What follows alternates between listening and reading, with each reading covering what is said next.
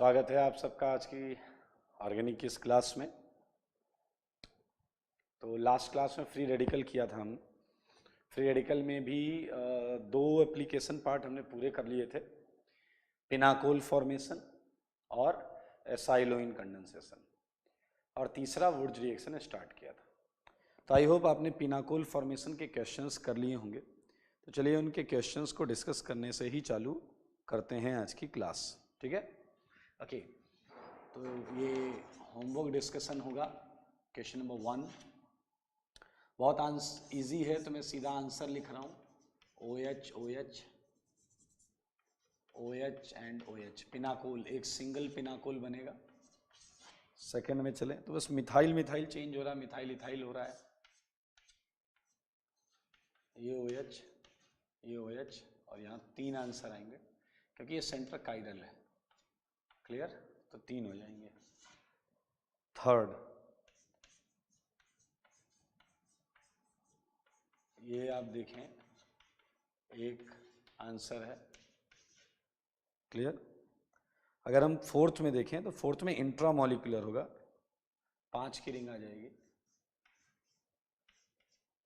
आप देख सकते हैं OH OH। क्लियर? इसके भी 3 आंसर आएंगे, दोनों सेंटर काइरल है। ठीक है? आप ये अगर तीनों बनाना चाहते हैं तो एक बार क्या कर लें, वेज में कर लें OH, मिथाइल किस में हो जाएगा, डैश में। तो ये मीज़ो हो गया आपका, प्लस डैश में कर लें OH, और ये वाला वेज में ही रखो, ये OH मिथाइल, और इसकी क्या आ जाएगी, मिरर इमेज। इसकी मिरर इमेज तो होगी नहीं, तो इसलिए तो आप देख सकते हैं ये तीनों इसके आंसर्स हैं। कौन कौन से 3 हैं उसकी बात कर रहे हैं। क्वेश्चन नंबर 5, 5 की रिंग, बहुत आसान, OH OH। ठीक है? क्वेश्चन नंबर 6 करेंगे ना, एक 6 की रिंग और बन जाएगी, एक 6 की रिंग और बन जाएगी, एंड ये सेंटर काइरल है, फिर से 3 और ये 1। डायरेक्ट है यार, कुछ इसमें ऐसा है नहीं जो आपको परेशान करे। 7th में बायोसाइक्लो आ जाएगा। डेकलिन नाम सुना हो अगर, हमने पढ़ा था इसका GI में। इसके 2 आंसर आएंगे और दोनों GI होंगे, दोनों GI होंगे, ज्योमेट्रिकल आइसोमर्स। ठीक है? इसके बाद क्यूब बंद कर दिया आपने, क्यूब, उसका एक ही आंसर आएगा, 8th।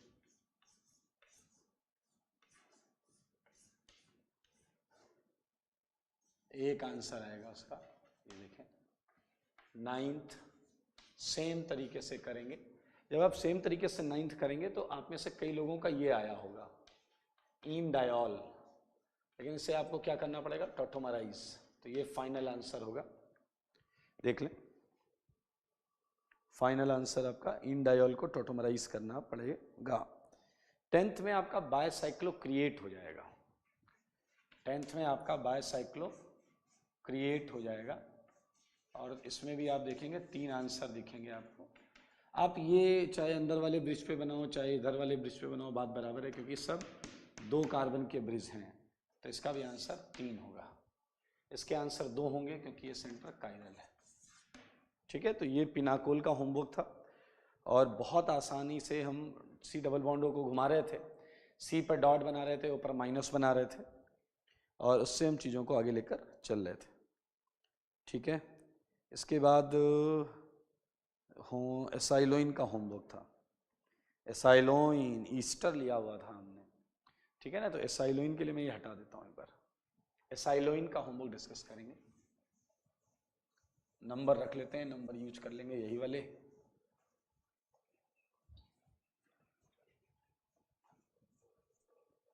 आइए एसाइलोइन का होमवर्क लेते हैं। तो पहले में मिथाइल ईस्टर है, ठीक है ना? तो इसका आंसर आएगा बहुत इजी, और साथ में CH3OH जो कि निकला होगा इसके साथ।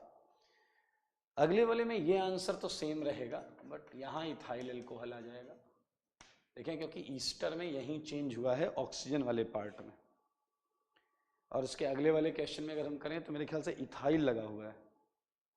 अब देखें इथाइल लगा हुआ है, ये OH प्लस इधर मीथेनॉल है, ऊपर CH3 लगा हुआ है, तो ये हो जाएगा आपका CH3OH।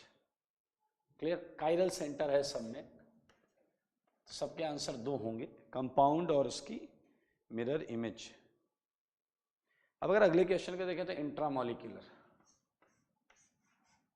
तो साइक्लाइज हो जाएगा और प्लस 2 मोल ETOH। 2 मोल तो हर जगह आएंगे, 2 मोल हर जगह, हर जगह ET नहीं है, मिथाइल ही है भाई, मिथाइल ही है, methyl OH।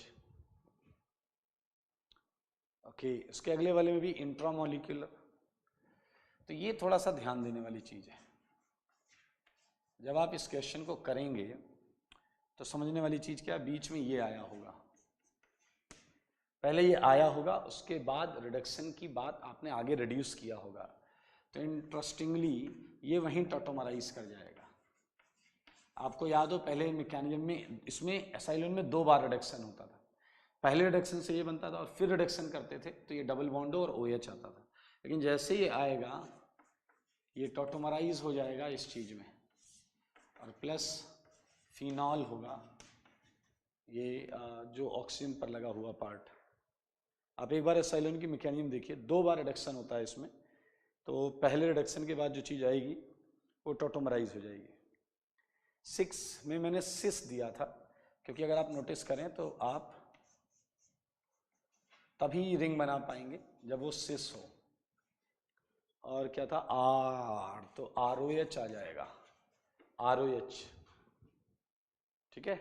And 7th is a very easy question. 7th में क्या है, phenyl double bond OH, phenyl plus क्या है, PHOH, ऊपर PH लगा है तो PHOH, ठीक है।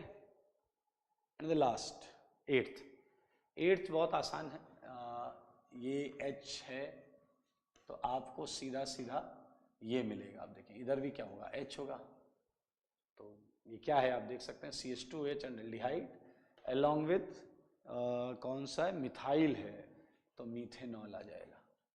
तो बहुत आसान होमवर्क था, पैटर्न सेम है, बस हम R और ऑक्सीजन पे लगे हुए सेगमेंट को ही बदल रहे थे, तो उससे ये हम कर लिया। आगे थर्ड एप्लीकेशन वाज वुड्ज। अगर आपको याद हो थर्ड क्या था, वुड्ज रिएक्शन थी। तो अगर हम उस रिएक्शन की बात करते हैं वुड्ज रिएक्शन की, तो वुड्ज रिएक्शन में हमने देखा था RX पर सोडियम मेटल डालते थे ड्राई ईथर कंडीशन में। ये हटा रहा हूं मैं एक बार से, होमवर्क खत्म हो गया आपका। आइए, RX वुड्ज रिएक्शन थी, इसके हमने मैकेनिज्म कर ली थी और नोट्स में सारे पॉइंट कर लिए थे। वुड्ज रिएक्शन, मैं एक बार बस रिएक्शन लिखना चाह रहा हूं, ट्वाइस RX सोडियम इन DE लिखा जाता है, DE लिखा जाता है, DE मतलब ड्राई ईथर होता है, तो टेंशन मत लीजिएगा।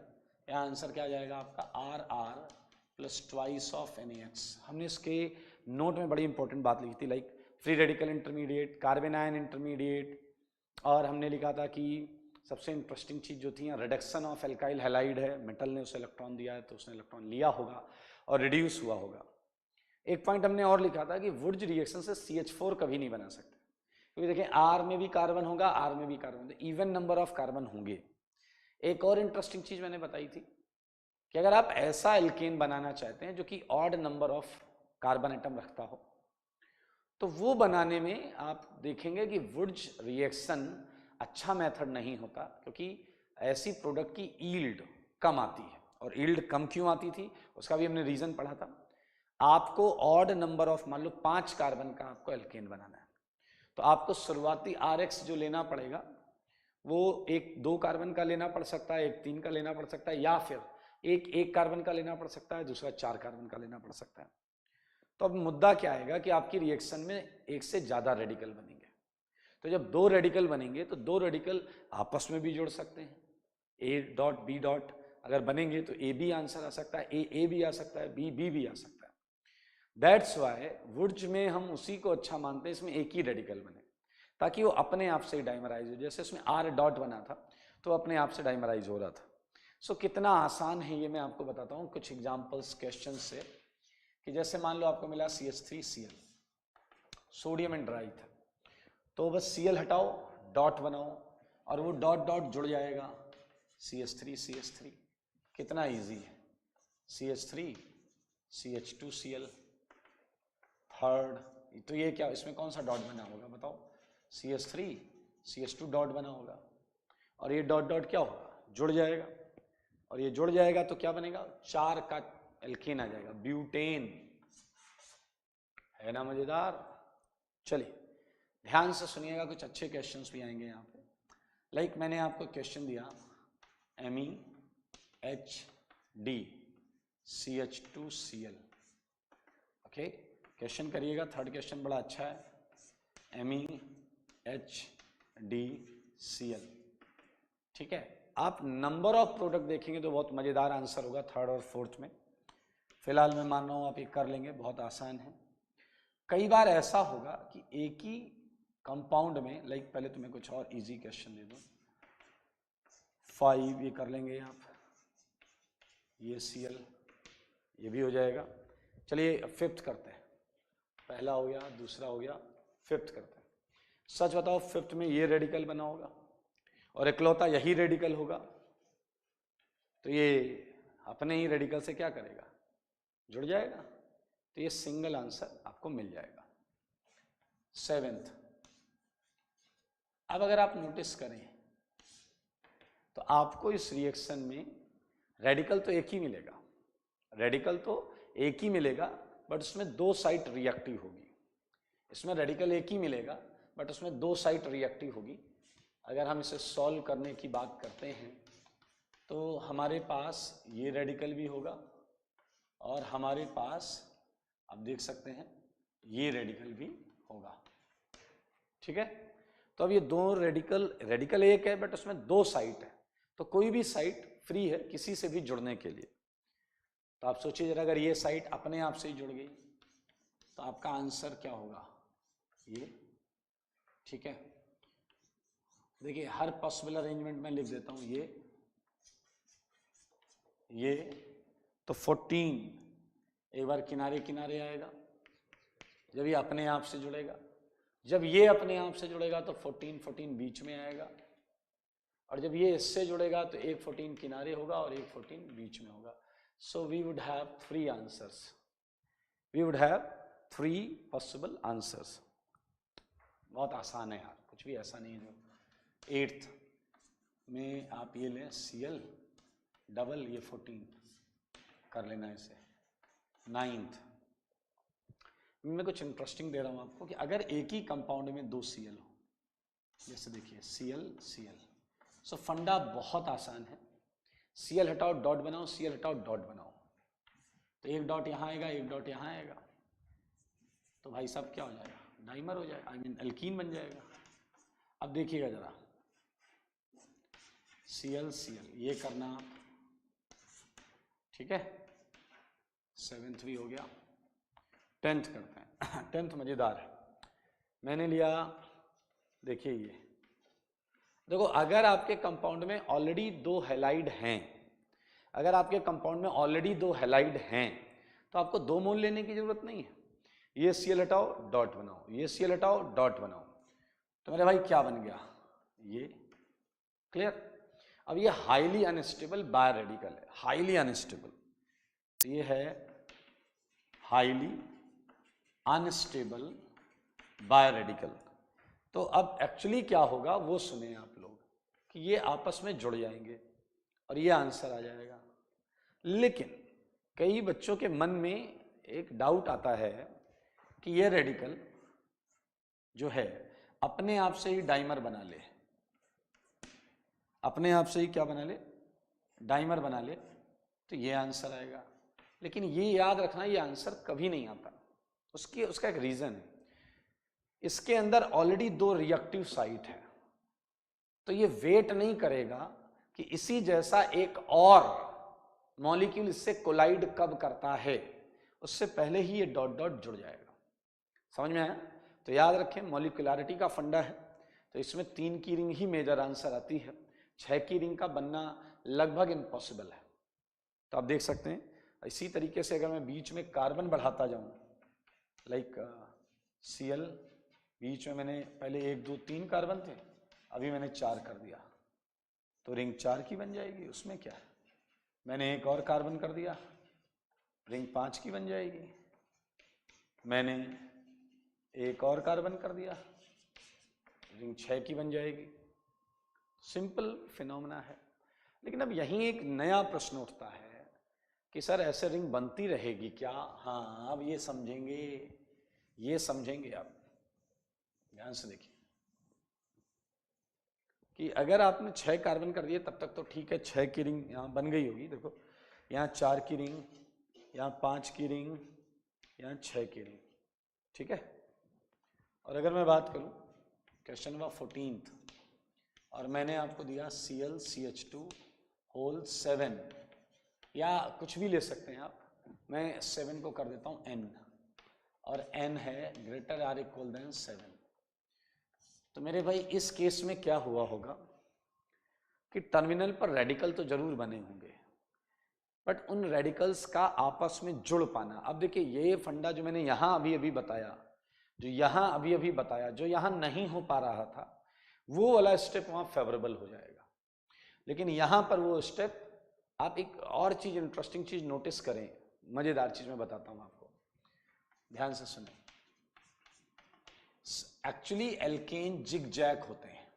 आपको अगर पता हो 3 की केस होगा तो मैं ऐसे बनाऊंगा, 4 का होगा तो मैं ऐसे बनाऊंगा, 5 का होगा तो मैं ऐसे बनाऊंगा। अब आप अगर ये जानना चाहते हैं कि सर ये तो आपकी मर्जी है, आप ऐसे बना रहे हो, बट क्या ऐसे होता है? हाँ, ऐसे ही होता है।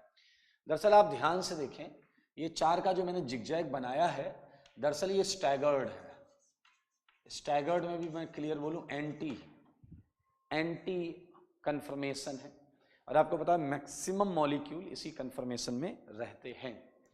तो आप इसीलिए बोला जाता है एल्केन्स जिगजैग होते हैं, इसीलिए बोला जाता है एल्केन्स जिगजैग होते हैं। 1 2 3 4 5 6 7। अब समझना मामले को समझना। रिंग बनाने के लिए इसे इस फॉर्म में आना पड़ेगा, क्लियर। और अगर आप थोड़ा सा भी समझ पा रहे हैं तो अब आप देखें ये सब इक्लिप्स्ड है। आप इस बॉन्ड के रिस्पेक्ट में देखें, ये जिधर है उधर ही है, ये इक्लिप्स्ड हो गया, ये एंटी है और ये क्या है? इक्लिप्स्ड। तो मेरे भाई बाकी केस में क्या था, जैसे 3 के केस में तो उसे कहीं नहीं जाना है, डायरेक्ट बॉन्ड बन जाएगी, because they are same side and closure. ये पास पास भी हैं और क्लोज भी हैं, ठीक है ना। तो यहां रिंग के बनने की टेंडेंसी बहुत ज्यादा थी। बाकी केस में आप कहोगे 6 के केस में क्या हुआ? 6 के केस में रिंग की स्टेबिलिटी ड्राइविंग फोर्स थी। लेकिन अब देखें इससे ये बनना बहुत टफ है, बहुत टफ है। मैंने शायद कार्बन थोड़े से कम कर दिए हैं, तो थोड़ा कार्बन मैं सही कर देता हूं। ये देखिए इतने बॉन्ड्स के क्रॉस इक्लिप्स्ड होना, और उसके बाद जो बन रहा है वो स्टेबल नहीं है, क्योंकि 7 की रिंग अनस्टेबल हो जाती है, एंगल स्ट्रेन आ जाता है। तो मेरे भाई इतनी देर में ये क्या करता है, ये अपने दूसरे मॉलिक्यूलों से जुड़ने लगता है। और अब आप समझ गए हैं इस केस में आपको क्या मिलेगा? पॉलीमर। क्या मिलेगा? पॉलीमर। तो we can write it CH2 whole N। ये CH2 ये दोनों तरफ से जुड़ते चलेंगे, बड़ी सी चेन बना लेंगे, तो ये पॉलीमर हो गया। क्या हो गया? ये पॉलीमर आ गया। तो याद रखें 6 से ऊपर की रिंग नहीं बन पाएगी वुड्स से। ओके, मूविंग अहेड, अगर मैं आपको ये दूं Cl तो बड़े आराम से कर लेंगे। 16th अगर मैं आपको दूं Cl, ठीक है। 17th देखिएगा, अच्छा लगेगा आपको, डबल Cl, ठीक है। ये 17 तक क्वेश्चन, ये हटा देता हूं मैं।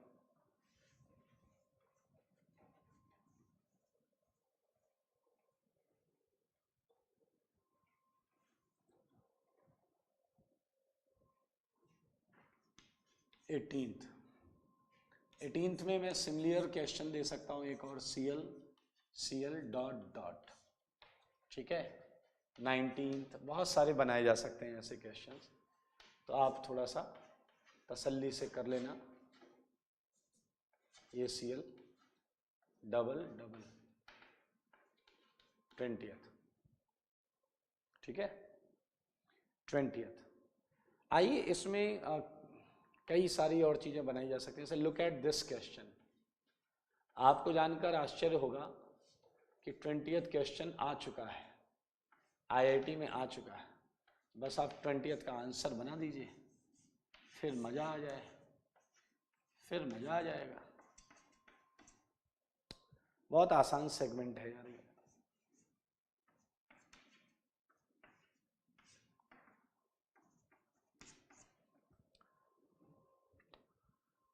ठीक है, कर लेंगे, बहुत इजी है। 23rd एक और करते हैं, Cl 24th भी एक करेंगे। 24th में ऐसा कर लेते हैं कि ये Cl है, ये सोडियम ईथर। एक क्वेश्चन देखो, ये मजेदार क्वेश्चन करते हैं, आओ मिलकर। यहां आपको प्रोडक्ट दिया जाएगा। क्या दिया जाएगा? प्रोडक्ट। और आपको ये पता करना है कि उनमें से कौन कौन से प्रोडक्ट अच्छी यील्ड में वुड्स रिएक्शन से बनाए जा सकते हैं, ठीक है। तो ये मैं यहां लिख देता हूं, which of the following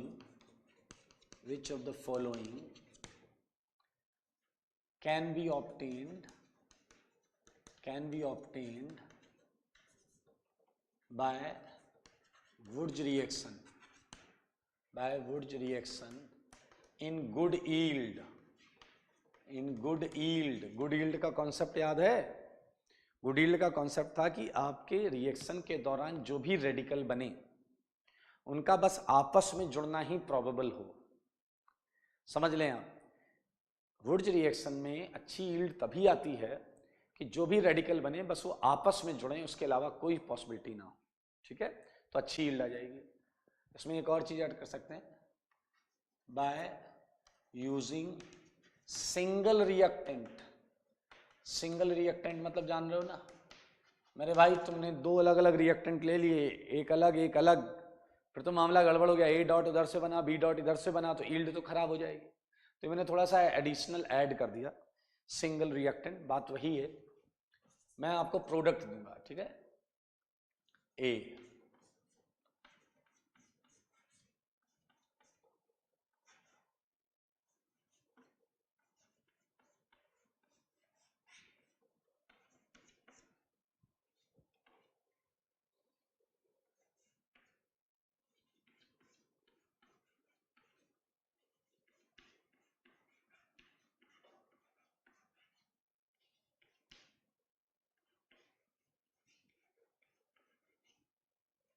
थोड़ा सा दिमाग लगाइएगा, सारे बन जाएंगे।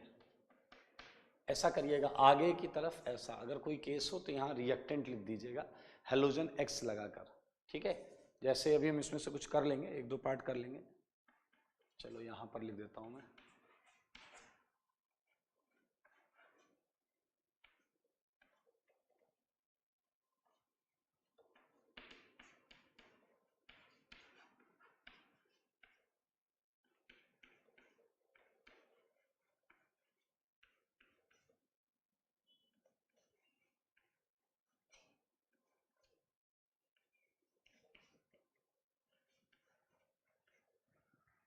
ओके। सो मैं मान रहा हूँ कि आपको सारे कंपाउंड्स दिख रहे हैं। तो चलिए एक दो करते हैं इसमें, लेकिन पहले वाले को देखा मैंने तो 1 कार्बन 2 कार्बन 3 कार्बन, तो मैंने लिख दिया नो सच पॉसिबिलिटी, ऐसा हो नहीं सकता। तो ये आंसर नहीं है, ये अच्छी यील्ड में मिल ही नहीं सकता। 3 कार्बन का एल्केन। वहीं यहाँ आ जाए तो अपने को समझ में आ रहा है कि अगर मैं 2 मोल ये ले लूँ सोडियम एंड ड्राई ईथर, तो देखो ये बन जाएगा, एक्स हटेगा डॉट आएगा, डॉट डॉट जुड़ जाएगा। सिमिलरली अगर आप ध्यान देंगे तो ये नहीं बनेगा, कि बीच में एक कार्बन है, ये कार्बन तुम किधर लोगे भाई, सिमेट्रिकल तो बनेगा ही नहीं ना। लुक एट डी बन जाएगा, डी बन जाएगा। डी के लिए क्या लेना पड़ेगा आपको, बोलो? सेम चीज, और ये रिएक्टेंट। तो इस तरीके से करिएगा सारे। अच्छा क्वेश्चन, अच्छा लगेगा आपको करके। So it is all about Wurtz reaction, जो हमने पिछली क्लास में पढ़ी थी। ये उसके होमवर्क है, कई उसमें से कुछ क्वेश्चन हमने कर लिए हैं। रिंग वाले बहुत इजी हैं, जैसे 17 अगर देखें, CL हटा डॉट डॉट, तो मेरे भाई क्या आपको साफ साफ दिख रहा है? बेंजीन बन गया है यहाँ पे। आप देखें CL हटा डॉट डॉट, मेरे ख्याल से साफ साफ दिख रहा है, एक 3 की रिंग बन गई यहाँ पर। ये डॉट डॉट जुड़ गया आपस में, खटा, कुछ नया थोड़ा करना है इसमें। So this is all about Wurtz reaction, ठीक है। अब देखिए वुड्स से मिलती जुलती कई रिएक्शंस भी ऑर्गेनिक में हैं। तो मिलती जुलती देखें क्या सिमिलैरिटी है। आइए, तो ये मैं हटा रहा हूं।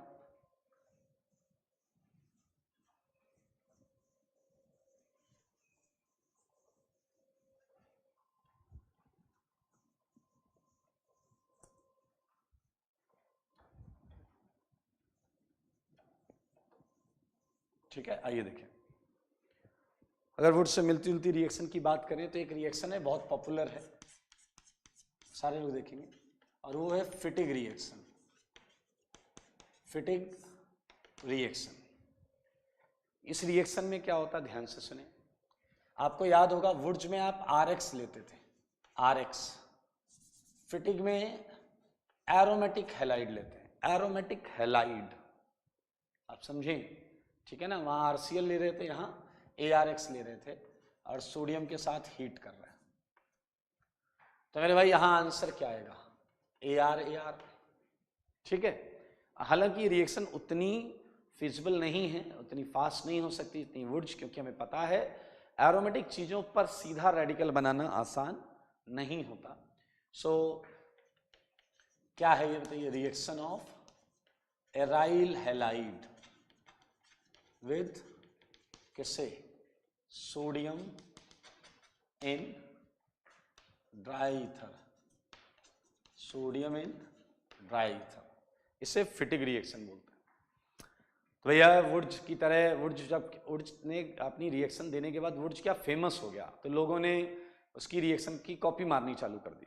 तो देखिए फिटिग ने कॉपी मारी, फिर एक और बंदा था उसने कॉपी मारी। अब उसने क्या दिमाग लगाया वो सुनिए, मजा आएगा आपको। इस पर कुछ क्वेश्चन कर लेते हैं।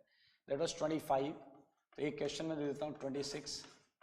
ये Cl सोडियम डेल्टा, तो बहुत आराम से कर लेंगे, कोई दिक्कत नहीं है, ठीक है। आइए अगला देखते हैं। एक बंदा आया, उसने कहा कि यार देखो, एलिफेटिक हैलाइड ले लिया वुड्स ने, और एरोमेटिक हैलाइड ले लिया फिटिग ने, और हमें लेने होते हैं 2, तो इसने यहाँ 2 मोल ये लिया। तो इस बंदे ने कहा कि मैं एक काम करूंगा, मैं एक एलिफेटिक हैलाइड ले लूंगा, एक एरोमेटिक हैलाइड ले लूंगा, और सोडियम ईथर के साथ हीट कर दूंगा। अब वो अलग बात है कि यहाँ और भी पॉसिबल आंसर होंगे, ठीक है, बट उस बंदे ने अपना भी एक कॉपी मार दिया।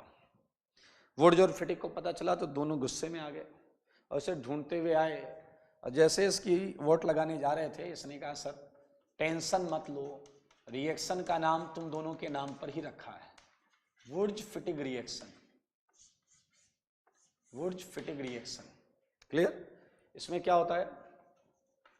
Reaction of alkyl and aryl halide, ठीक है, with sodium metal, with sodium metal. तो ये देख सकते हैं बहुत ही ऑर्डिनरी रिएक्शन है, कुछ भी बहुत ज़्यादा पूछा नहीं गया, बट पूछा जा सकता है, पॉसिबिलिटी है, पूछे जाने की पॉसिबिलिटी है। मैं एक इंट्रामोलिकुलर रिएक्शन कर रहा हूँ, इसमें एक Cl तो बेंजीन पर लगा तो ARX हो गया, और एक Cl बेंजीन पर नहीं लगा है तो RX हो गया। क्लियर? तो आप इसे कर लीजिएगा, बहुत इजी है। चले मेरे भाई, इसी से मिलती जुलती और भी रिएक्शंस हैं मार्केट में, उसमें से एक रिएक्शन मैं आपको बताता हूँ। इस रिएक्शन में बोला जाता है कि हाँ आप लो एराइल आयोडाइड लो और कॉपर के साथ हीट करो। तो मेरे भाई इसमें बनेगा क्या? ज्यादा टेंशन नहीं लो, आंसर वही आना है, AR। और मेरे भाई इसने इस रिएक्शन पे अपना नाम चिपका दिया, और ये था उलमैन रिएक्शन। तो इसमें क्या होगा बताइए जरा, reaction of aryl iodide, aryl iodide, ठीक है, with copper delta, copper delta.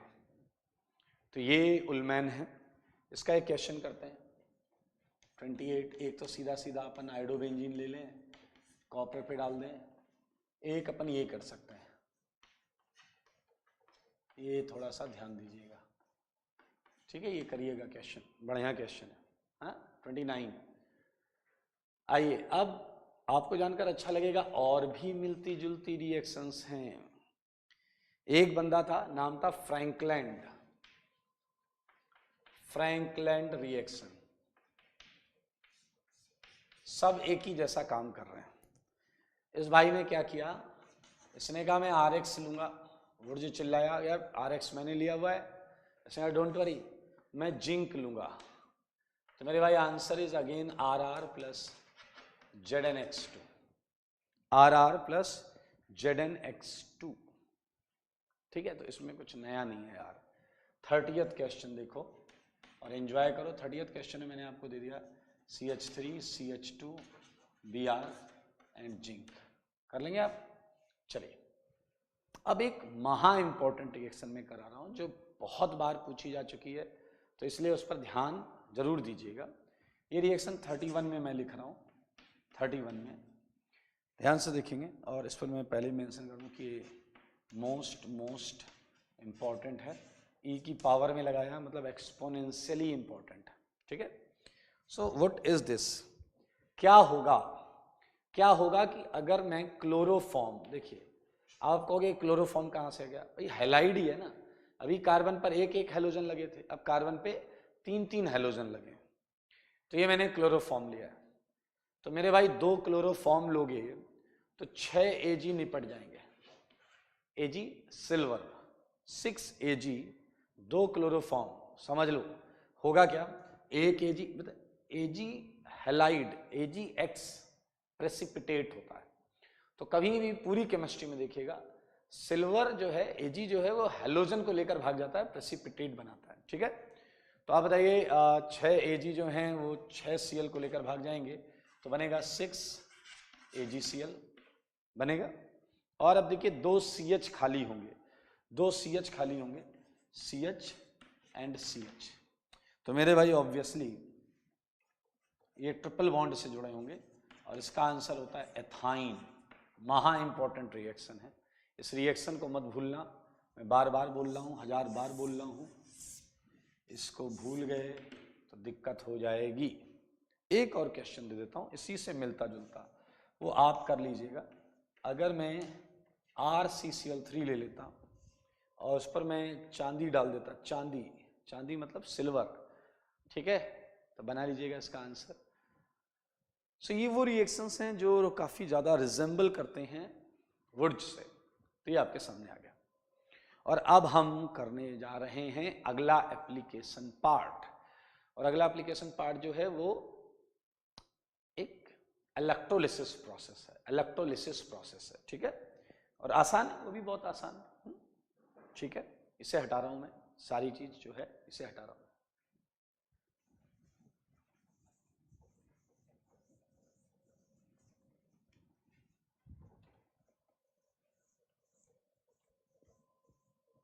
Okay, so next segment is, वो है कोल्बे इलेक्ट्रोलिसिस। क्या है? Kolbe electrolysis, Kolbe electrolysis. आपको ये तो पता होगा कि इलेक्ट्रोलिसिस क्या होता है। देखो लिसिस तो साफ साफ समझ में आ रहा है, lysis means sigma bond breaking, electro means electrical current use करके, हाँ, वो रिएक्शन जो इलेक्ट्रिकल एनर्जी के इन्फ्लुएंस में होती है वो इलेक्ट्रोलिसिस होती है। मतलब तुमने कंटेनर में A और B रख दिया, तुमने कंटेनर में A और B रख दिया और वो रिएक्शन नहीं कर रहे हैं, और हमने फिर क्या किया, उसमें इलेक्ट्रोड्स लगा के करंट पास कर दी और फिर रिएक्शन हो गई, तो that is electrolysis process, that is electrolysis process. तो आइए मैं आपको बताता हूँ क्या होता है कोल्बे इलेक्ट्रोलिसिस में, ठीक है। whenever सोडियम, क्लियर, या फिर potassium salt of carboxylic acid. Carboxylic acid याद रखें, कार्बोक्सिलिक एसिड का सोडियम या पोटेशियम सॉल्ट, ठीक है, okay, is taken in aqueous condition, ठीक है, देन ऑन इलेक्ट्रोलिसिस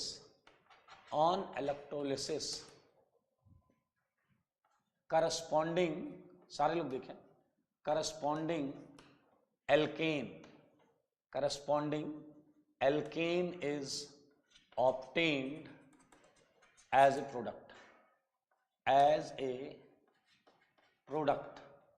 तो आइए समझते हैं कि किस तरीके से रिएक्शन होती है। पहले सारे लोग सुने, ये कार्बोक्सिलिक एसिड है, ठीक है, RCOOH, ये कार्बोक्सिलिक एसिड है।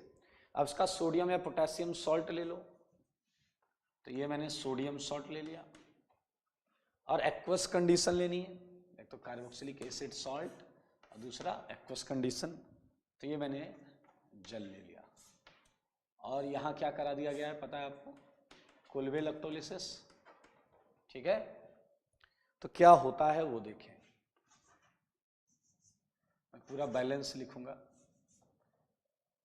2 एसिड 2 जल, ये इलेक्ट्रोलाइज होते हैं। कैसे होते हैं ध्यान से सुनिए। पहले आप सारे लोग देख सकते हैं कि ये CO2 सेगमेंट है, तो 2 मोल CO2 निकल जाती, 2 मोल CO2 निकल जाती। फिर देखें 2 Na, आप 2 H2O को HOH लिख सकते हैं, तो 2 Na 2 OH लेकर NaOH निकालते हैं, ट्वाइस NaOH। और ये जो 2 H हैं ये हाइड्रोजन गैस निकालते हैं। और अब देखें 2 R बच गए, 2 R, मेरे भाई निहायती आसान वुर्ज जैसी रिएक्शन है ये, वुर्ज जैसी। देखिए कैसे वुर्ज जैसी रिएक्शन है, मैं बताता हूं आपको। आपको कोई एसिड सॉल्ट मिलेगा, आप उसमें से ये हटा दीजिए, ये हटा दीजिए, तो R डॉट मिलेगा, and now that R dot would combine with itself, R answer आ जाएगा। तो देख लें ये है कोल्बे इलेक्ट्रोलिसिस। थोड़ा सा मैं इसे एक्सप्लेन करता हूं कि कैसे होती है रिएक्शन, मतलब now we are going to explain its mechanism. तो जैसे मान लेते हैं, छोटा सा वाक्य सुनाता हूं मैं आपको। देखिए ये एक कंटेनर है, ठीक है, इस कंटेनर में RCOONA पड़ा हुआ है, इस कंटेनर में जल पड़ा हुआ है। लॉजिकली देखो अगर, तो सॉल्ट जल में आयन के फॉर्म में रहेगा बस, और कुछ नहीं करता। RC डबल बॉन्ड O पर माइनस रहेगा और Na+ रहेगा, तो जल में तो सॉल्ट आयनिक फॉर्म में रहेगा। तो ये दोनों कुछ कर नहीं रहे थे, समझ में आया, ये दोनों कुछ कर नहीं रहे थे। अब मान लीजिए उधर से मैं गुजर रहा था, मैं इधर से जा ही रहा था, मैंने देखा ये दोनों खेल रहे हैं इधर, और इन्होंने मुझे देख के इग्नोर कर दिया। मेरे को गुस्सा आया, मैंने इनसे कहा कि तुम्हें तमीज़ नहीं है, अरे सर जा रहे हैं, कम से come good morning good afternoon तो बनता है। तो इन्होंने कहा हम बिजी थे खेलने में। मेरे को गुस्सा आया, मैंने कहा अच्छा अभी रुको, अभी बताता हूँ। मैं थोड़ी देर बाद वापस आया, और जब मैं वापस आया तो मेरे हाथ में 2 मेटालिक रॉड्स थी। ये दोनों डर गए देखकर। मैंने कहा रुको बेटा, अभी समझ में ही नहीं आएगा क्या चल रहा है। आप समझिए क्या है, इलेक्ट्रोड्स, इलेक्ट्रोड्स, सही है ना। मैंने मेरे भाई इसमें इलेक्ट्रोड लगाए, इलेक्ट्रोड एक एनोड होता है, कैथोड होता है, और वहां से तार खींच के ले गया मैं, और उसे ले जाके मैंने गली के नुक्कड़ पे जो खंबा लगा था ना, उस खंबे से कनेक्ट कर दिया, समझ लो, खंबे से कनेक्ट कर दिया। अब आपको पता है एक इसमें एनोड होगा, एक इसमें कैथोड होगा, सही है, और मेरे हाथ में उसका रिमोट कंट्रोल। मैंने कहा बेटा चलो रिएक्शन करो। इन्होंने कहा था हम रिएक्शन कर ही नहीं सकते, मैं सॉल्ट हूं, मैं केवल वाटर में आयन के फॉर्म में रहूंगा। मैंने कहा बेटा बोल दिया तो बोल दिया, अभी रिएक्शन करनी पड़ेगी। आपको पता है इलेक्ट्रोलिसिस में क्या होता है, ऑक्सीडेशन और रिडक्शन। एनोड पर ऑक्सीडेशन होता है और कैथोड पर रिडक्शन होता है। चलो थोड़ा इजी बोलता हूं, एनोड पर कोई इलेक्ट्रॉन छोड़ता है और वही छूटे हुए इलेक्ट्रॉन कैथोड पर किसी को लेने पड़ते हैं, ठीक है। तो अब वो तैयार नहीं है रिएक्शन के लिए, तो मैंने फिर इन्हें क्या किया, रिमोट कंट्रोल का बटन दबा के थोड़ा सा बिजली का झटका दिया। अब देखिएगा, तो यहां मैकेनिज्म ही चल रही है, एट एनोड, एट एनोड। देखें क्या होगा, एनोड पर क्या होगा। मेरे भाई आपके पास क्या क्या है, पहले उन सबको बुला लो। देखो आपके पास है आर सी ओ, ओ माइनस है, आपके पास जल है, सही है, और आपके पास Na प्लस है। तीन चीजें हैं आपके पास बस। और एनोड पर क्या है, मैंने जैसे ही बटन दबाया इन्हें क्या बिजली का झटका लगेगा और इनके अंदर से इलेक्ट्रॉन छटक के बाहर आ जाएगा। लेकिन वो कौन है जो इलेक्ट्रॉन छोड़ेगा? इलेक्ट्रॉन वही छोड़ेगा जिसके पास इलेक्ट्रॉन्स होंगे। मैंने Na प्लस को बुलाया, तुम इधर आओ, तुम्हें इलेक्ट्रॉन छोड़ना पड़ेगा। वो सुनते ही पैरों पे गिर गया, उसने कहा माई बाप जितने थे छोड़ चुका हूं, 281 था, एक छोड़कर बड़ी मुश्किल से Na प्लस बना हूं, और मैं इलेक्ट्रो पॉजिटिव हूं, इसलिए Na प्लस में ही बहुत स्टेबल हूं। सही बात है, पहले ही छोड़ चुका है। तो Na प्लस को बोला भाग जाओ यहां से। फिर मैंने वाटर को बुलाया, तुम आओ इधर। ऑक्सीजन को बोला, दो दो लोन पेयर लेकर घूम रहे हो, इलेक्ट्रॉन है तुम्हारे ऊपर, आज तुम्हें छोड़ना पड़ेगा। H2O कह रहा है सर देखो इस समय आपसे कोई पंगा नहीं ले सकता, लेकिन आप गलत सिलेक्शन कर रहे हो। मैंने कहा मतलब? कह रहा मेरे पास दो ही लोन पेयर, कई तो ऐसे हैं जो तीन तीन लोन पेयर लेकर घूम रहे हैं। क्या आप समझ रहे हैं उसका इशारा किसकी तरफ था? समझदार के लिए काफी इशारा। मेरे भाई सॉल्ट जो आयन है, एनायन, और ये सही चुनाव है।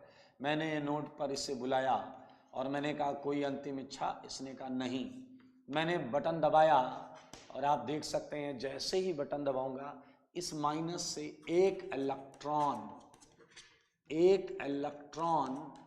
दो मोल है, दो मोल है तो दो इलेक्ट्रॉन, एक से तो एक ही इलेक्ट्रॉन निकला है, छटक के बाहर आ जाएगा।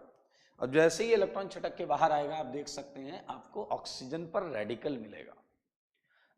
ऑक्सीजन पर क्या मिलेगा? रेडिकल। और अब आप जानते हैं रेडिकल से रेडिकल बनाते चलो, ये देखिए, अब देखिए ये बॉन्ड डिकम्पोज होगी और आपको मिलेगा क्या? Twice R dot plus twice CO2, ये डॉट डॉट बॉन्ड हो जाएगी। और ये जो ट्वाइस R डॉट है, ट्वाइस R डॉट, ये R R हो गया, ये क्या हो गया? R R हो गया, ठीक है। हमारा प्रोडक्ट आ गया, आप खुश हो गए, लेकिन अभी भैया कैथोड भी तो है, रिएक्शन तो आधी हुई है अभी इलेक्ट्रॉन का कोई ठिकाना भी तो होगा। तो आइए ये मैं रिएक्शन थोड़ी ऐसे कर देता हूँ, ठीक है, ये पूरा वाली रिएक्शन है। और अब क्या हो गया? एट कैथोड, ध्यान से सुनना। अब आपके पास ये तो यूज हो गया, अब बचा क्या? H2O और Na प्लस। अब छूटे हुए इलेक्ट्रॉन कोई लेगा, तो मैंने Na प्लस को बुलाया, you come here. Na plus ने कहा माई बाप अब मैं इलेक्ट्रॉन ले भी नहीं सकता क्योंकि मैं बहुत स्टेबलाइज्ड स्टेट में हूं, तो Na प्लस का कोई काम नहीं है। अब बचा क्या? जल। मेरे भाई याद रखना ये रिएक्शन बहुत कॉमन है, ये जल, और ये हैं दो इलेक्ट्रॉन। मेरे भाई थोड़ी सी अगर बुद्धि लगाओ तो H पर पार्शियल प्लस आप महसूस कर सकते हो, H पर पार्शियल प्लस महसूस कर सकते हो, तो ये इलेक्ट्रॉन इसे मिल जाएंगे। तो सोचो जरा, H प्लस था, उसे एक इलेक्ट्रॉन मिलेंगे तो H डॉट या एटॉमिक हाइड्रोजन बन जाएगा, ठीक है। तो इस तरीके से आपको क्या मिलेगा? 2OH, यहाँ माइनस आएगा ऊपर, प्लस दो इलेक्ट्रॉन दो H को मिले होंगे तो दो H जो कि हाइड्रोजन गैस देंगे। So this is all about. और अगर अब आप एनोड और कैथोड की पूरी रिएक्शन ऐड कर लें तो ये वाली रिएक्शन यहां पर आएगी, जो मैं लिख देता हूं एक बार फिर से, 2RCOONA प्लस दो जल, और इधर है के को काइनेटिक एनर्जी मत मानना, कोल्बे इलेक्ट्रोलिसिस। तो आंसर आ जाएगा RR plus twice CO2 plus twice NaOH plus क्या निकलेगा? Hydrogen gas. अब आप देखो जरा, नोटिस करो, एक गैस निकली है एनोड पर, कौन सी गैस है? CO2। एक गैस निकली कैथोड पर, कौन सी गैस है? हाइड्रोजन। तो आपसे बहुत कुछ पूछा जा सकता है कोल्बे इलेक्ट्रोलिसिस के बारे में। ये पूरी रिएक्शन आपके सामने लिखी है, शॉर्टकट बहुत इजी है।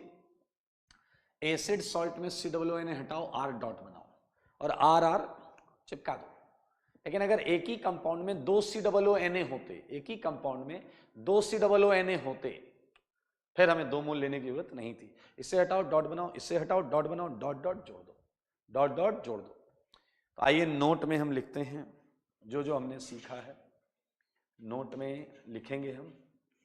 फर्स्ट पॉइंट तो आप देख सकते हैं रेडिकल इंटरमीडिएट है। इस रिएक्शन का क्या इंटरमीडिएट है? रेडिकल इंटरमीडिएट, रेडिकल इंटरमीडिएट है। सेकेंड पॉइंट पर चलते हैं। सेकेंड पॉइंट पे अगर आप देखो तो फिर से CH4 नहीं बना सकते इस मेथड से। CH4 can't be obtained, can't be obtained, इससे CH4 नहीं बना सकते। तो RR इसका भी आंसर आ रहा है। थर्ड पॉइंट आप देखो, गैसेस निकल रही हैं, वो गैसेस के बारे में बात करते हैं। CO2 gas evolved at anode, CO2 evolved at anode. Fourth H2 evolved at cathode. ये छोटी छोटी बातें हैं, बस ये आपको पता होनी चाहिए। H2 evolved at cathode. Clear? चलिए अगला पॉइंट मैं अलग लिख देता हूं। आप एक चीज देखें, इस रिएक्शन में प्रोडक्ट साइड में NaOH आ रहा है, NaOH, यानी कि रिएक्शन जैसे जैसे कंप्लीट हो रही है, बेसिक मीडियम क्रिएट हो रहा है, मतलब pH बढ़ रहा है। तो ये पॉइंट भी हम लिख सकते हैं कहीं पर। देख रहे हैं आप, NaOH बनाया उधर, ट्वाइस ऑफ NaOH। तो हम क्या कर सकते हैं, हम ये लिख सकते हैं as reaction proceeds pH of reaction mixture increases. Okay, हटा रहा हूं मैं ये।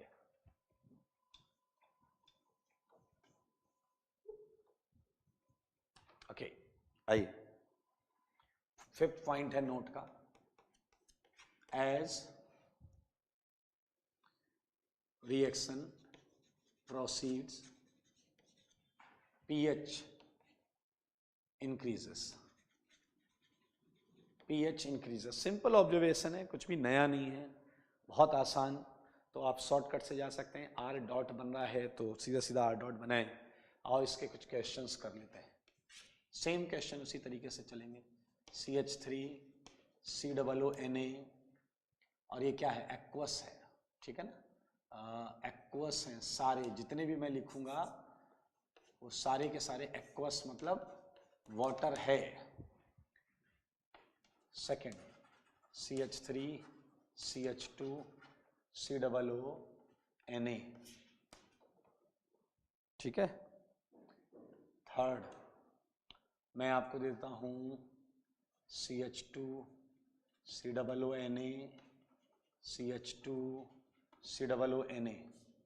अगर आपको याद हो ये किस एसिड का सॉल्ट है, ये किस एसिड का सॉल्ट है, नाम बताओ। नाम पता है तो नाम बताओ। किस एसिड का सॉल्ट लिया मैंने? ये है सक्सीनिक एसिड का सॉल्ट, तो इसे हम बोलते हैं सोडियम सक्सीनेट। क्वेश्चन ऐसा पूछा जाएगा, product obtained on Kolbe electrolysis of sodium succinate. तो ध्यान से करें, सोडियम सक्सीनेट। तो यार ध्यान से देखिएगा, ये हटेगा यहाँ डॉट बनेगा, ये हटेगा यहाँ डॉट बनेगा, डॉट डॉट बॉन्ड बन जाएगा। तो CH2 double bond CH2 plus क्या आया होगा? ट्वाइस CO2 प्लस क्या आया होगा? H2 plus twice NaOH। अगर आपसे ये पूछ लिया जाए कि इस रिएक्शन में कितनी गैसेस निकली हैं, तो मेरे भाई आंसर 3, 1 2 3, क्योंकि एथीन भी गैस होती है, क्योंकि एथीन भी क्या होती है? गैसियस फॉर्म होता है। तो उसी तरीके से आप पहला क्वेश्चन अगर करते तो पहले क्वेश्चन में CH3 बना होता तो वो CH3 इस तरीके से हो जाता। देखें एल्केन बन गया, ये क्या है? एल्केन। ये क्या है? एल्कीन। देख सकते हैं आप। और मजेदार चीज देखो, इस एसिड का नाम बताना, सॉल्ट का नाम बताना। COONA, COONA, एक्वस है, COONA, NaOOC, क्लियर। तो ये आपका मैलेइक एसिड का सॉल्ट है, मैलेइक एसिड का। तो ये हो गया sodium malate ion, sodium malate. और ये है सोडियम फ्यूमेरिक एसिड का सॉल्ट है, fumarate, sodium malate and sodium fumarate. मजेदार चीज क्या है, दोनों का आंसर सेम होगा, दोनों का आंसर सेम होगा। क्यों? ये हटेगा यहां डॉट, ये हटेगा यहां डॉट, और अगर आप देख पाए तो आपको आंसर मिलेगा एथाइन, ठीक है, प्लस लिख लेना आप सारी चीजें। और सिमिलरली यहां भी आंसर आपको एथाइन मिलेगा। तो एक चीज तो आप साफ साफ समझ सकते हो कि कोल्बे इलेक्ट्रोलिसिस से एल्केन भी बना सकते, एल्कीन भी बना सकते, एल्काइन भी बना सकते। तो ये एक इंटरेस्टिंग चीज है, एल्काइन भी यहां बनी है, आप देख सकते हैं। So by Kolbe electrolysis alkane, alkene, alkyne सब बनाया जा सकता है। And concept is very easy, इसमें कुछ नया नहीं करना है।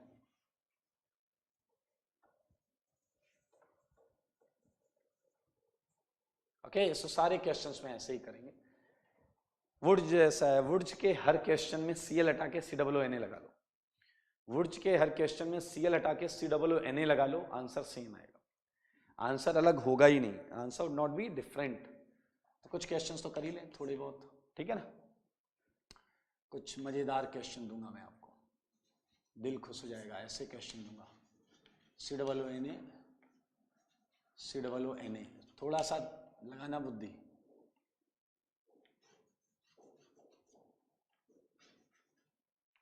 ठीक है, Kolbe electrolysis COONA, COONA,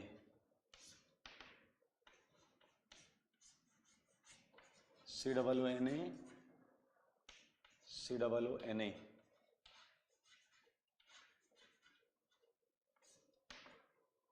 ninth COONA,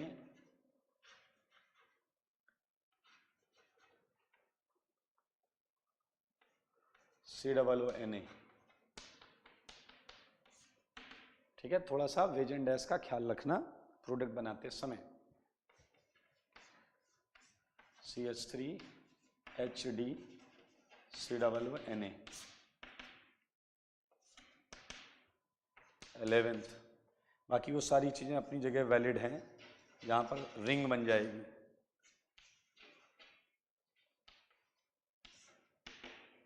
तो बहुत आसान है। एक मजेदार चीज मैं और बताता हूं आपको कि हम जैसे कार्बोक्सिलिक एसिड की इलेक्ट्रोलिसिस हुई है, वैसे हम सल्फोनिक एसिड की इलेक्ट्रोलिसिस सोच सकते हैं। RSO3Na प्लस H2O, आप बिल्कुल वैसे सोचिए कोल्बे इलेक्ट्रोलिसिस, और यहाँ CO2 की जगह SO3 गैस निकलेगी, यहाँ CO2 की जगह SO3 गैस निकलेगी। कितना फर्क होगा, केवल इतना फर्क होगा, यहाँ CO2 की जगह SO3 गैस निकलेगी, ठीक है। तो ये हो गया 12 क्वेश्चन, हटा दें, आगे बढ़ेंगे। 3-4 और क्वेश्चन है, वो लिख लेते हैं, इसे हटा दें।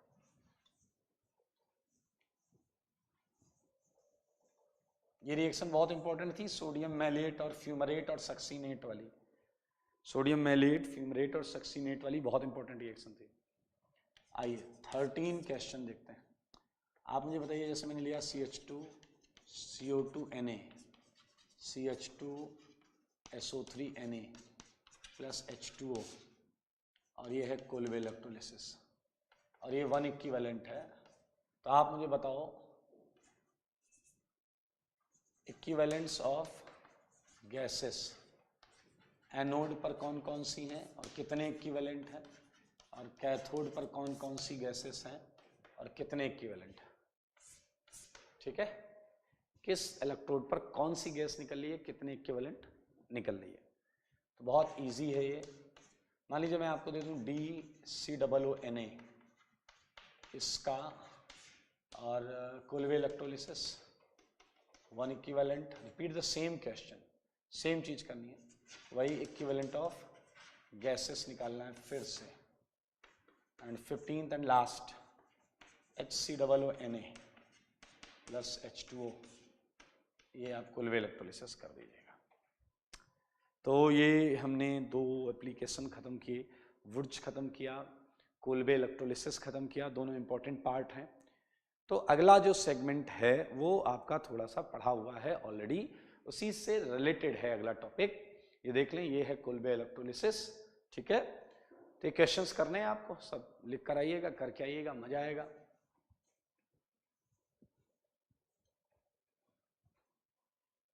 अगला एप्लीकेशन आपने याद हो अगर आपको, तो हमने पिछले चैप्टर में पढ़ा था मार्कोनिकॉफ एडिशन, पिछले चैप्टर में पढ़ा था मार्कोनिकॉफ एडिशन। तो अब हम पढ़ेंगे एंटी मार्कोनिकॉफ एडिशन, बहुत मजेदार है। अब आप थोड़ी और बुद्धि लगाओ कि मार्कोनिकॉफ एडिशन पिछले चैप्टर में पढ़ा और एंटी मार्कोनिकॉफ एडिशन यहां पढ़ रहे हैं, तो पिछला चैप्टर क्या था, कैटायन आयंस, तो मार्कोनिकॉफ एडिशन आयनिक एडिशन था, और एंटी मार्कोनिकॉफ एडिशन जो पढ़ने जा रहे हैं वो रेडिकल एडिशन है। तो फर्क है, इसलिए उसे इस चैप्टर में पढ़ रहे हैं। बहुत इंपॉर्टेंट है भाई साहब, एंटी मार्कोनिकॉफ एडिशन,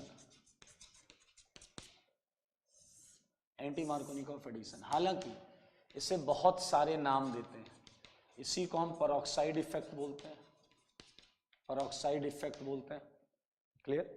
इसी को हम खैरेस इफेक्ट बोलते हैं, हालांकि कुछ लोग खरास इफेक्ट बोलते हैं, बट खरास वरास नहीं करिए, आजकल वैसे ही मामला गड़बड़ चल रहा है, खरास तो उठा ले जाएंगे लोग आपको। हाँ, खैरेस इफेक्ट क्या है इसे समझते हैं, है क्या।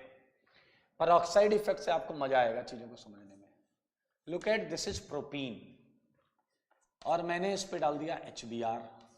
अब ये बिल्कुल आपको पिछली रिएक्शन की फील दे रहा है जो हमने बहुत पढ़ी, HX एडिशन। मार्कोनिकॉफ ने बोला था कि Br उस डबली बॉन्डेड कार्बन पे लगेगा जिस पे हाइड्रोजन कम है। तो ये है आपका आयनिक एडिशन, इसे हम बोल सकते हैं आयनिक एडिशन। ये हम पढ़ चुके हैं, हम अभी ये नहीं पढ़ेंगे। आयनिक एडिशन, ये है मार्कोनिकॉफ एडिशन, ठीक है। एक बड़ा अजीब सा प्रभाव देखा गया है पेरोक्साइड का। अगर यही रिएक्शन पेरोक्साइड की प्रेजेंस में कराई जाए, अगर यही रिएक्शन पेरोक्साइड की प्रेजेंस में कराई जाए, तो मेरे भाई Br यहां लगता है, Br यहां लगता है। दैट्स व्हाई हम बोलते हैं कि पेरोक्साइड का इफेक्ट है। अगर पेरोक्साइड नहीं था तब तो मार्कोनिकॉफ हो रहा था। तो इसके नाम का मैं लॉजिक भी बता रहा हूं थोड़ा सा। पेरोक्साइड इफेक्ट आप देख सकते हैं, क्लियर। और ये मैं आपको बता दूं रेडिकल एडिशन होता है, रेडिकल एडिशन होता है। 99% रिएक्शंस जिसमें आप पेरोक्साइड देखेंगे, यू वुड फाइंड कि वहां पर रेडिकल रिएक्शन ही होगी। तो हमें जो पढ़ना है वो हम पढ़ चुके हैं, ये ऑलरेडी हो चुका है, हमें ये पढ़ना है एंटी मार्कोनिकॉफ एडिशन, ये पढ़ना है, ठीक है। तो आइए हम एंटी मार्कोनिकॉफ एडिशन को बताते हैं क्या होता है, कैसे होता है। दरअसल कभी भी किसी भी रिएक्शन में एरो के ऊपर सारी बातें नहीं लिखी जाती, एरो के ऊपर सारी बातें नहीं लिखी जाती कि किस तरीके से A+B को मिलाया, मिलाने से पहले उसे क्या किया, क्या टेम्परेचर रखा, कितना हीट किया, कितना नहीं हीट किया। तो हर बार ये सारी चीजें नहीं बताई जाती। पेरोक्साइड लिख दिया गया है, अब ये माना जा रहा है कि आपको, आप समझ लो कि पेरोक्साइड इफेक्ट है। सच्चाई मैं बताता हूँ आपको, सच्चाई मैं बताता हूँ आपको, ध्यान से सुनिए, सारे लोग ध्यान से सुनेंगे। दरअसल पेरोक्साइड का जो काम होता है वो रेडिकल बनाने का होता है। पेरोक्साइड को रेडिकल जनरेटर बोलते हैं। पेरोक्साइड का काम है रेडिकल जनरेट करना।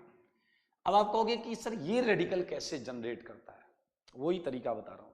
दरअसल इस रिएक्शन की शुरुआत में इस पे थोड़ा सा सनलाइट डालता है, थोड़ी सी सनलाइट डालता है। अब पेरोक्साइड में क्या होता है कि लोन पेयर रिपल्सन से इसकी बॉन्ड बहुत वीक होती है, और ये 40 से 45 डिग्री सेंटीग्रेड के आसपास ही ये बॉन्ड टूट जाती है। अब जरा ध्यान से देखेंगे, आपको मिलेगा 2 RO डॉट, 2 RO डॉट, ये बॉन्ड में एक एक इलेक्ट्रॉन ट्रांसफर हो जाएगा। तो ये पहला इनिशिएशन स्टेप है। क्या स्टेप है? इनिशिएशन। जब रिएक्शन को स्टार्ट करना होता है, ये आपको करना पड़ेगा बाहर से, और अगर आप ये नहीं करेंगे तो रिएक्शन स्टार्ट नहीं होती। क्लियर? उसके बाद क्या होगा, जैसे ही आरओ डॉट बनता है, ये बहुत थोड़ा सा ही बना होगा, सारे मॉलिक्यूल को नहीं तोड़ते, थोड़े मॉलिक्यूल को। आरओ डॉट जैसे ही बना तो बताइए, मैं थोड़ी देर के लिए बी आर को एक्स ले रहा हूँ, जनरलाइज्ड कर रहा हूँ, जनरलाइज्ड, ठीक है। हेलोजन को मैंने एक्स लिख दिया, तो आरओ डॉट एच एक्स से रिएक्शन करता है। अब आपको याद हो तो ये रिएक्शन हमने करी हुई है जनरेशन ऑफ रेडिकल में। एच एक्स टूटेगा तो एच डॉट आने वाला होगा, एक्स डॉट आने वाला होगा। कौन सा ज्यादा स्टेबल है? X dot. कौन सा कम स्टेबल है? H dot. कौन सा ज्यादा रिएक्टिव है? एच। तो बनने वाली चीज हो जाएगी आपकी X dot plus R O H, X dot plus R O H. तो मेरे भाई ये स्टेप को हम बोलते हैं इनिशिएशन स्टेप। इसे क्या बोलते हैं? Initiation step, initiation step. Clear? Reaction को स्टार्ट करने के लिए इतना हमें करना पड़ता है। नाउ रिएक्शन अब प्रोपेगेट होती है। आप देखेंगे अभी रेडिकल में हर जगह मैं ऐसे ही बात करूंगा, हर रेडिकल रिएक्शन जो होता है मोस्टली हमें उसे स्टार्ट करना पड़ता है by using some external factors, by external source. तो इनिशिएट होगी, अब ये प्रोपेगेट होगी, और ये रिएक्शन आपको याद आएगी, ये भी हमने की हुई है। एक्स डॉट एल्कीन पर अटैक करता है। याद हो मैंने बोला था 2 रिएक्शंस थी, तो एक्स डॉट आसानी से क्या तोड़ लेगा? Pi bond. तो एक डॉट बीच में आएगा, एक डॉट किनारे आएगा। कौन सा डॉट स्टेबल है? बीच वाला। कौन सा कम स्टेबल है? किनारे वाला। तो कौन सा ज्यादा रिएक्टिव है? किनारे वाला। तो बनने वाली चीज है ये, देख लें आप भाई, ये ज्यादा स्टेबल है तो कम रिएक्टिव है, और ये कम स्टेबल है तो ज्यादा रिएक्टिव है, ये बन गया। और अब ध्यान से सुनेंगे, ये जो रेडिकल है, ये जो रेडिकल है, ये रेडिकल बचे हुए HX से रिएक्शन करेगा, HX से। ये देखिए, ये बचा हुआ रेडिकल HX। तो बताइए HX जब भी टूटेगा तो H पर डॉट आने वाला होगा, X पर डॉट आने वाला होगा। कौन सा ज्यादा स्टेबल? X dot. कौन सा कम स्टेबल? H dot. कौन सा ज्यादा reactive? H dot. H dot ज्यादा रिएक्टिव है तो रिएक्ट कर गया। नाउ लुक, ये आपका आंसर आया, लेकिन ये रिएक्शन चेन प्रोसेस है, चेन प्रोसेस। एक्स डॉट आया, ये एक्स डॉट सीधा यहां आएगा, और ये कुछ और अल्कीन से ये बनाएगा, ये कुछ और एच एक्स से थोड़ा और आंसर बनाएगा, कुछ और एक्स डॉट क्रिएट होगा, वो एक्स डॉट यहां जाएगा, और chain process, chain process, chain process. मतलब ध्यान दो, आरओ डॉट को केवल एक बार एक्स डॉट क्रिएट करना है, आरओ डॉट को केवल एक बार एक्स डॉट बनाना है, उसके बाद ये रिएक्शन चेन रिएक्शन है और अपने आप कंप्लीट हो जाती है। तो इसे बोलते हैं प्रोपेगेशन स्टेप 1, प्रोपेगेशन स्टेप 1, और ये है प्रोपेगेशन स्टेप 2। ठीक है, मजेदार चीज। ऐसे चलते चलते चलते चलते रिएक्शन में जब HX खत्म हो जाएगा, या एल्कीन जो भी पहले खत्म होगा, रिएक्शन वहां पर टर्मिनेट होगी। टर्मिनेट मतलब खत्म हो जाएगी, रुक जाएगी। इसलिए रेडिकल का लास्ट स्टेप ऐसे लिखा होता है, टर्मिनेशन स्टेप, और ये लास्ट मॉलिक्यूल के लिए होता है। मान लेते हैं कि एल्कीन खत्म हो गई, तो एक्स डॉट उस समय जो होगा वो टर्मिनेट कराया जाएगा, वो अपने मॉलिक्यूल से या किसी और चीज से कंबाइन हो जाएगा। टर्मिनेशन स्टेप का कोई लेना देना आपसे होता नहीं है डायरेक्टली, क्योंकि हमारी प्रोडक्ट हमेशा प्रोपेगेशन स्टेप में ही आती है, हमेशा प्रोपेगेशन स्टेप में ही आती है। अब रेडिकल चैप्टर में आप फर्स्ट प्रोपेगेशन स्टेप को ही आरडीएस मान सकते हैं हमेशा किसी भी रिएक्शन में। So this is all about, आप देख सकते हैं हेलोजन किनारे लगा है, हेलोजन किनारे लगा है। सबसे मजेदार चीज अभी आपको पता नहीं चली है, सुनते ही आपको मजा आ जाएगा। पहला पॉइंट वो है radical intermediate, radical intermediate. Second point सुनना, सेकेंड पॉइंट एक सिंपल जनरल नॉलेज की बात पूछ रहा हूं, बॉन्ड स्ट्रेंथ ऑर्डर बताओ, CX का बॉन्ड स्ट्रेंथ ऑर्डर और HX का बॉन्ड की मजबूती का ऑर्डर बताओ। CX मतलब FClBrI, तो मुझे लगता है शायद CF सबसे स्ट्रांग है CCl से, ये CBr से, ये CI से, HF से, HCl से, HBr से, HI से, ठीक है। और अब है सीक्रेट जो हम ओपन करने जा रहे हैं, मजेदार चीज है, सुनना दिल खुश हो जाएगा। बताओ, इन चारों HX में एंटी मार्कोनिकॉफ केवल HBr दिखाता है, केवल HBr दिखाता है, HCl नहीं दिखाएगा, HI नहीं दिखाएगा, HF नहीं दिखाएगा। मतलब अगर मैं यहां HCl कर दूं, HCl, तो इधर तो आयनिक एडिशन आएगा, इधर भी आयनिक एडिशन आएगा। अगर मैं HI कर दूं, इधर भी आयनिक एडिशन आएगा, इधर भी आयनिक एडिशन आएगा। मतलब पेरोक्साइड इफेक्ट केवल HBr पे लगता है। और ये बड़ा इंटरेस्टिंग है। क्यों? अब आप ये भी जानना चाहेंगे क्यों लगता भाई? आपने बोल दिया और हम मान लें, बिल्कुल मानना तो चाहिए, लेकिन मैं लॉजिक भी बताऊंगा क्यों। ध्यान से देखिए, peroxide effect is applicable only on HBr, only on HBr। अब सुनना, इस लाइन को आप गलत समझ सकते हैं। आउट ऑफ HX में केवल HBr करता है, उसके अलावा और भी कंपाउंड करते हैं। जो HX के बाहर के अलावा और कोई कंपाउंड होगा वो होगा। तो ये देख लें, ये इंपॉर्टेंट पॉइंट है। अब आप ये जरूर जानना चाहेंगे कि ऐसा क्यों होता है, ऐसा क्यों होता है। तो मैं आपको आज एक बात बता रहा हूं रेडिकल के लिए, यूनिवर्सल ट्रुथ। सुनना, रेडिकल रिएक्शन तभी हो पाती है जब उसके दोनों प्रोपेगेशन स्टेप, अगर 2 हैं तो 3 हैं तो 3। कोई भी रेडिकल रिएक्शन तभी हो पाती है जब उसके सारे प्रोपेगेशन स्टेप एक्सोथर्मिक हो। क्या हो? जब उसके सारे प्रोपेगेशन स्टेप एक्सोथर्मिक हो। तो मैं आपको बता रहा हूं कि HBr के केस में ये दोनों स्टेप एक्सोथर्मिक होते हैं, और बाकी केस में तो मामला बहुत गड़बड़ है। तो मैं ये बात को यहां पर लिख रहा हूं। In case of HBr, both propagation steps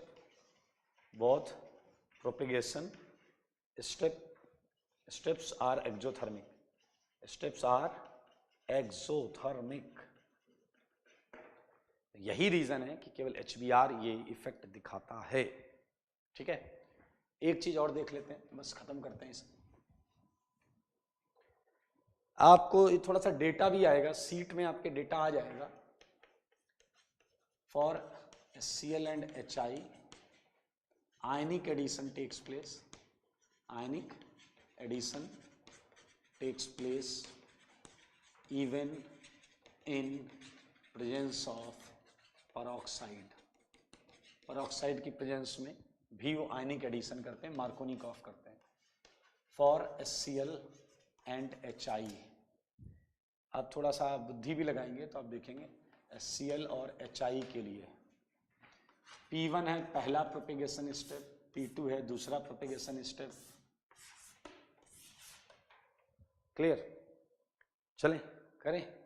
तो एक इंटरेस्टिंग चीज आप समझिए, पहले प्रोपेगेशन स्टेप में CX बॉन्ड बन रही है, तो CCl CI से स्ट्रॉन्ग बॉन्ड है, तो P1 तो ठीक है, इसका डेल्टा H नेगेटिव रहता है, एक्सोथर्मिक। लेकिन HI के लिए पहला ही स्टेप होता है जहां वो गड़बड़ हो जाता है, क्योंकि कार्बन आयोडीन बॉन्ड बहुत वीक होती है, तो ये स्टेप एंडोथर्मिक होता है।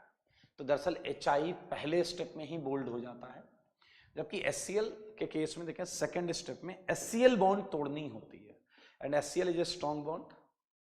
तो मेरे भाई इसका विकेट गिरता है HCl का सेकेंड स्टेप में, ये एंडोथर्मिक हो जाता है। HI का तो पहले ही स्टेप गड़बड़ है, तो दूसरा लिखने का लॉजिक नहीं है, लेकिन अगर आप लिखना चाहते हैं तो लिख लें। तो आप देख लें, IIT JEE ने ये पूछा हुआ है कि HCl और HI एंटी मार्कोनिकॉफ क्यों नहीं देते, क्योंकि उनका कौन सा स्टेप एंडोथर्मिक होता है। तो आई थिंक आप इस चीज को कर लें, समझ लें। इसके क्वेश्चंस हम करेंगे अगली क्लास में, ठीक है। ओके, सो अगली क्लास में हम रेडिकल के लास्ट सेगमेंट तक पहुंच जाएंगे।